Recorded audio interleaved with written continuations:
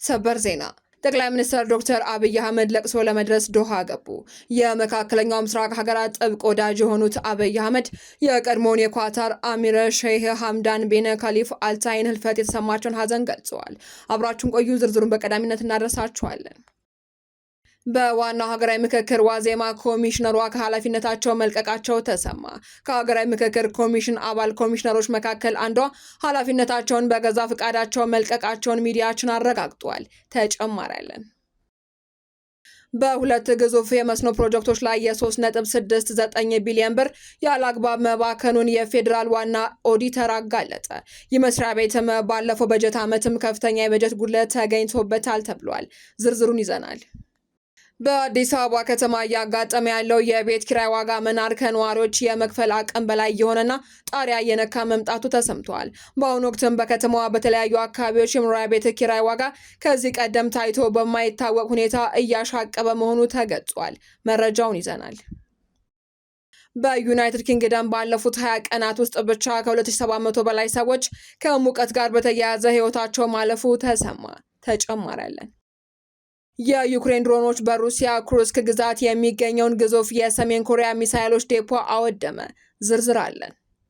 የተከበራችሁ ቻናላችን ቤተሰቦች ዝርዝር መረጃዎችን ከመመልከታችሁ በፊት ቪዲዮውን ላይክ በማድረግ ማድመጥ እንድትጀምሩ እየጋበዝን በቀጥታ ወደ መረጃዎች ተሸጋገርን። በቅድሚያም ጠቅላይ ሚኒስትር ዶክተር አብይ አህመድ ለቅሶ ለመድረስ ዶሃ ገቡ።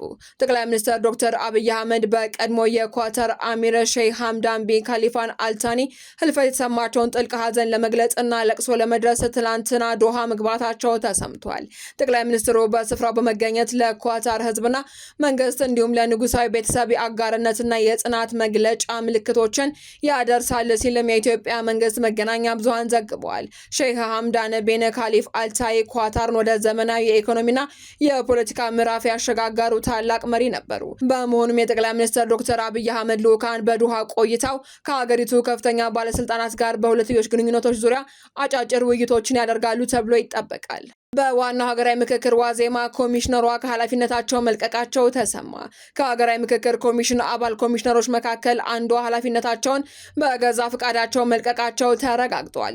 ኃላፊነታቸውን በገዛ ፈቃዳቸው የለቀቁት አባል ኮሚሽነር ኮሚሽኑ ከተሾሙለት 11 ኮሚሽነሮች መካከል አንዷ የሆኑት ብሌን ገብረ መድህን ናቸው። ብሌን ኃላፊነታቸውን የለቀቁት በግል ጉዳይ ምክንያት በሚል ባቀረቡት የስራ መልቀቂያ ጥያቄ መሰረት መሆኑን የገለጹት ምንጮቻችን በኮሚሽኑ በተሰጣቸው ኃላፊነት ምክንያትም ረጅም ጊዜ ወስዶብኛል ያሉትን የዶክትሬት ዲግሪ ትምህርት ለማጠናቀቅ ጊዜ እንደሚያስፈልጋቸው መጥቀሳቸውም ተጠቁሟል። ኮሚሽኑ የሀገራዊ ምክክር ጉባኤን የሚጀምርበት ቀንና አጀንዳዎች በሀገር ውስጥ መገናኛ ብዙሃን በቀጥታ ስርጭት ይፋ ባደረገባቸው መርሃ ግብሮች ላይ ብሌን ያልተገኙ ሲሆን ሌሎች ኮሚሽነሮች ግን በእነዚህ መርሃ ግብሮች ላይ ታይተዋል። ከ4 ዓመት በላይ ከ11 ኮሚሽነሮች መካከል አንዷ በመሆን ያገለገሉት ብሌን ገብረመድህን ኮሚሽኑ የሀገራዊ ምክክር ጉባኤውን መቃረብን ተከትለው ከተለያዩ ባለድርሻ አካላት ጋር ባካሄዳቸው ውይይቶችና ሌሎች ቅድመ ዝግጅቶች ላይም አልተሳተፉም። ይሁን እንጂ ብሌን ከኃላፊነታቸው የለቀቁበትን ምክንያት ከራሳቸው አንደበት ማረጋገጥ አልተቻለም። የኮሚሽነር ብሌን ከኃላፊነት መልቀቅን ተከትሎም በቦታቸው ተተኪ ኮሚሽነር እንዲሾም ጥያቄ ይቀርባል ተብሎ እንደሚጠበቅም በመጥቀስ ኮሚሽኑ በቀጣዮቹ ወራት በቀሪዎቹ 8 ኮሚሽነሮች እንደሚመራ ምንጮች አረጋግጠዋል።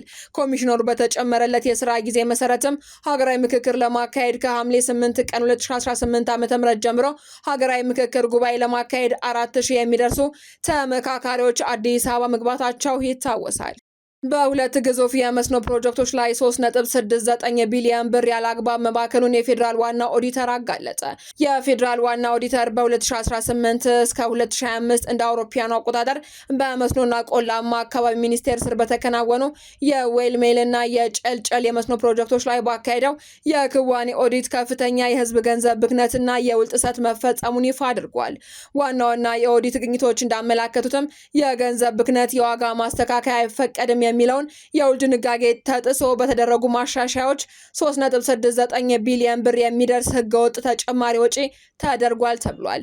የቅንጡ መኪናዎች ግዢ በጨልጨል ፕሮጀክት ውስጥ በውል ያልተካተቱ ከ132 ሚሊዮን ብር በላይ የፈጁ የ2023 ሞዴል ቅንጡ ተሽከርካሪዎች V6 እና ቶዮታ ፕራዶ ተገዝተው በተቋራጭ እጅ እንዲገቡ ተደርጓል ነው የተባለው። የሰነድ ማጭበርበርን በተመለከተ የ75 ሚሊዮን ብር የመስክ ተሽከርካሪዎች ግዢ የተጠናቀቀ ግንባታ ተደርጎ በተጭበረበረ ጊዜያዊ የክፍያ ማረጋገጫ ተፈጽሟል ተብሏል። ከፍተኛ መዘግየት ፕሮጀክቶቹ ያለ አዋጭነት ጥናት በመጀመራቸውና በደካማ ክትትል ምክንያት ከ38 ወራት በላይ የዘገዩ ቢሆንም በሚኒስቴሩ በኩል ምንም አይነት የመዘግየት ቅጣት አልተጣለም ተብሏል። ሚኒስቴር መስሪያ ቤቱ የተሰጡትን የማስተካከያ ምክረ ሀሳቦች በአስቸኳይ ተግባራዊ ካላደረገ ጉዳዩ ለሕዝብ ተወካዮች ምክር ቤት ቀርቦ የሕግና የወንጀል ተጠያቂነትን እንደሚያስከትል ዋና ኦዲተሩ አስጠንቅቋል። በአዲስ አበባ ከተማ እያጋጠመ ያለው የቤት ኪራይ ዋጋ መናር ከነዋሪዎች የመክፈል አቅም በላይ የሆነና ጣሪያ እየነካ መምጣቱ ተሰምቷል። በአሁኑ ወቅት በከተማዋ በተለያዩ አካባቢዎች የመኖሪያ ቤት ኪራይ ዋጋ ከዚህ ቀደም ታይቶ በማይታወቅ ሁኔታ እያሻቀበ የሚገኝ ሲሆን ለአንድ መደበኛ ክፍል ቤት ከ25,000 እስከ 30,000 የኢትዮጵያ ብር እየተጠየቀ ይገኛል ተብሏል። ባለ 2 እና ባለ 3 መኝታ ክፍሎች ደግሞ ዋጋቸው በአስገራሚ ሁኔታ ከፍተኛ ከመሆኑ የተነሳ ለነዋሪዎች ለመጥራት እንኳ የሚያስፈራ ደረጃ ላይ መድረሳቸውን ተናግረዋል። ይህ የቤት ኪራይ ዋጋ በዚህ ፍጥነት ሊያሻቅብ የቻለባቸው ዋነኛ ምክንያቶች በሀገሪቱ ከተለያዩ አካባቢዎች የጸጥታና ለመረጋጋት ምክንያት ደህንነት ፍለጋ ወደ ዋና ከተማዋ አዲስ አበባ የሚደረገው ፍልሰት በከተማዋ ያለውን የቤት ፍላጎት በከፍተኛ ደረጃ ማሳደጉ ነው ተብሏል። በተጨማሪም በከተማዋ ለኮሪደርና ለተለያዩ ልማቶች ተብለው በርካታ መኖሪያ ቤቶች መፍረሳቸውን ተከትሎ በሺዎች የሚቆጠሩ ነዋሪዎች በአንድ ጊዜ ወደ ኪራይ ገበያ እንዲገቡ መገደዳቸውን በአቅርቦትና ፍላጎት መካከል ከፍተኛ ለመጣጣም ፈጥሯል ተብሏል። የተደራራቢ ጫና ዝቅተኛና መካከለኛ ገቢ ያላቸውን የከተማዋ ነዋሪዎች ለከፍተኛ ማህበራዊና ኢኮኖሚያዊ ቀውስ እየዳረጋቸው ይገኛል ተብሏል። ከውጭ በተሰማ ሰበር መረጃ በዩናይትድ ኪንግደም ባለፉት 20 ቀናት ውስጥ ብቻ ከ2700 በላይ ሰዎች ከሙቀት ጋር በተያያዘ ህይወታቸው ማለፉ ተሰማ። በእንግሊዝና በዌልስ በግንቦትና ሰኔ ወር ከ2700 በላይ ሰዎች ሞተዋል። ይህ ህልፈት የተመዘገበውም ከከባድ የሙቀት መጠን ጋር የተያያዘ ነው ሲል አንድ አዲስ ጥናት አመላክቷል። ከግንቦት 21 እስከ 29 መካከል ባሉት ቀናት ውስጥ ብቻ ከሙቀት ጋር በተያያዘ 550 ሰዎች ህይወታቸው ያለፈ ሲሆን እንዲሁም ከሰኔ 18 እና 28 መካከል ባሉት ቀናት ውስጥ 2200 የሚጠጉ ሰዎች ሞተዋል ሲሉም ሳይንቲስቶች በትላንትናው ዕለት ይፋ ባደረጉት ጥናት አረጋግጠዋል። ከኢምፔሪያል ኮሌጅ ለንደን፣ ከሜትሮሎጂ ቢሮ እና ከለንደን የንጽህናና የትሮፒካል ሕክምና ትምህርት ቤት የተውጣጡ ተማሪዎች የአየር ሁኔታ መረጃዎችና በአስከፊ የአየር ሁኔታ ወቅትም ስለሚከሰቱ ከመጠን በላይ ሞት ጥናቶችን ጠቁመዋል። የዩኬ ጤና ደህንነት ኤጀንሲ በቅርብ ጊዜ በተከሰተው የሙቀት መጠን የሞት መዝገቦች መሰረት በማድረግም በሚቀጥሉት ሳምንታት ከሙቀት ጋር በተያያዙ የሚሞቱ ሰዎችን ይፋዊ ግምት እንደሚያወጣ አስታውቋል። በዩናይትድ ኪንግደም እና አብዛኞቹ አውሮፓ በዚህ ዓመት 2 ሪከርድ የሰበሩት የሙቀት ማዕበሎችን አጋጥሟቸዋል ተብሏል። በእንግሊዝ የሙቀት መጠኑን በግንቦት ወር 35.1 ዲግሪ ሴልሲየስ እንዲሁም በሰኔ ወር ደግሞ 37.7 ደርሷል ነው የተባለው።